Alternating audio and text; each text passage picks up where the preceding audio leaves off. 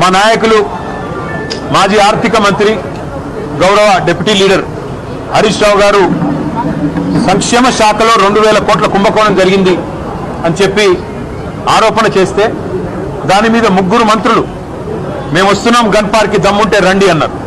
హరీష్ రావు గారు బయలుదేరితే మరి వాళ్ళే పోలీసు వాళ్ళకి ఫోన్ చేసి మరి భయపడ్డారేమో.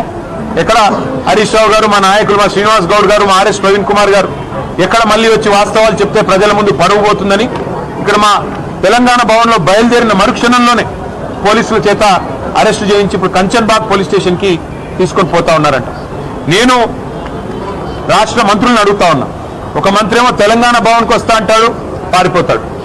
3 మంత్రులేమో రండి గన్ పార్క్ అంటారు. మా వాళ్ళు గన్ పార్క్ బయలుదేరితే మా నాయకులు మీరు మమ్మల్ని అరెస్టు చేయిస్తారు. ఇంత భయం ఎందుకు? చేతనైతే అసెంబ్లీ పెట్టండి, కావాలంటే ఒకరోజు అసెంబ్లీ ప్రత్యేక సమావేశం పెట్టి అప్పులేదు. ఎందుకంటే అక్కడన్నా కనీసం మీకు స్పీకర్ గారు మీకు రక్షణగా ఉంటారు.